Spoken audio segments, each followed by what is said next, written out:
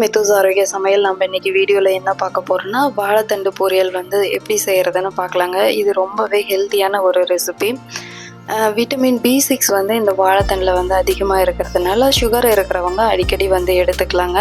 இதில் ஜூஸாகவும் நம்ம எடுத்துக்கலாம். ஆனால் ஜூஸாக எடுத்துக்கிறத விட சுகர் இருக்கிறவங்க இந்த மாதிரி பொரியலாக செஞ்சு சாப்பிடும்போது அதனுடைய முழு பலனும் நமக்கு கிடைக்குங்க. அதனால சுகர் இருக்கிறவங்க கண்டிப்பாக பொரியல் செஞ்சு சாப்பிடுங்க. அது மட்டும் இல்லாத இந்த வாழைத்தண்டில் விட்டமின் C இருக்குது, இரும்பு சத்து இருக்குங்க. அதனால் அடிக்கடி நம்ம கிடைக்கிறப்போ நம்ம இந்த வாழைத்தண்டு பொரியல் செஞ்சு சாப்பிடலாம். இந்த மாதிரி வாழைத்தண்டை கட் பண்ணி எடுக்கும்போது நார் மாதிரி வருங்க. அதை எடுத்துட்டு இந்த மாதிரி தண்ணியில் சேர்த்துக்கலாம்.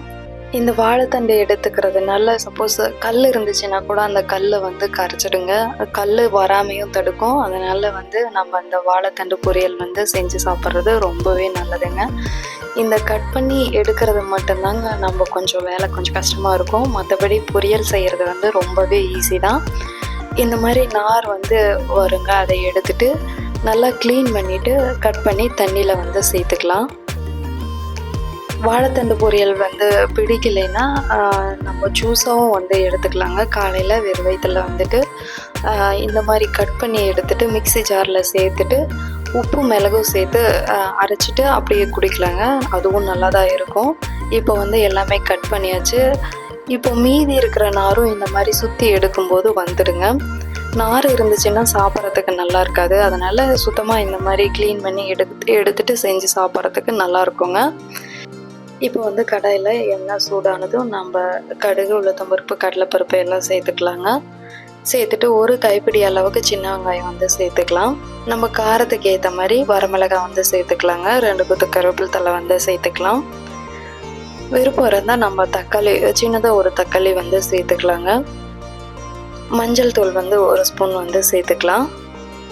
சேர்த்துட்டு நல்லா வதக்கி விட்டுக்கலாங்க. வெங்காயம் நல்லா வதங்கினதும் நம்ம கட் பண்ணி வச்சுருந்த வாழைத்தண்டை சேர்த்துக்கலாம்.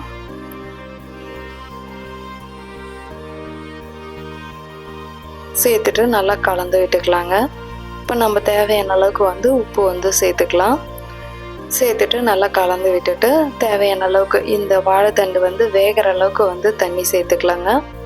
சேர்த்துட்டு மூடி போட்டு மூடி வச்சுட்டு இடையில கலந்து விட்டுக்கிட்டே இருக்கணுங்க. வாழைத்தண்டு வெந்து வர வரலும் நல்லா கலந்து விட்டுக்கலாம். இப்போ வாழைத்தண்டு நல்லாவே வெந்துடுச்சுங்க. கடைசியாக ஒரு அரை மூடி தேங்காய் துருவல் சேர்த்துட்டு நல்லா கலந்து விட்டுக்கலாம். வேணும்னா நம்ம மஞ்சள் தூள் சேர்க்கும் போதே மிளகாய் தூளும் சாம்பார் தூளும் வேணால் சேர்த்துக்கலாங்க. அது ஆப்ஷன் தான். நான் சேர்க்கல, வேணும்னா சேர்த்துக்கலாங்க. அவ்வளோதான். சூப்பரான ஹெல்த்தியான வாழைத்தண்டு பொரியல் ரெடி ஆகிடுச்சுங்க. ஒரு டைம் ட்ரை பண்ணி பார்த்துட்டு எப்படி இருக்குதுன்னு எனக்கு கமெண்ட் பண்ணுங்கள். இப்போ தான் நம்ம சேனலில் ஃபஸ்ட் டைம் பார்க்குறீங்கன்னா மித்துஸ் ஆரோக்கிய சமையலை லைக் பண்ணுங்கள், ஷேர் பண்ணுங்கள், சப்ஸ்கிரைப் பண்ணுங்கள். கூடவே பெல் ஐக்கானை ஆல்னு கொடுத்துட்டு கிளிக் பண்ணுங்கள். அப்போ தான் நான் போடுற எல்லா வீடியோஸும் உடனே உங்களுக்கு அப்டேட் ஆகும். ஹெல்த்தியாக சாப்பிடுங்க, ஹாப்பியாக இருங்க. Thanks for watching.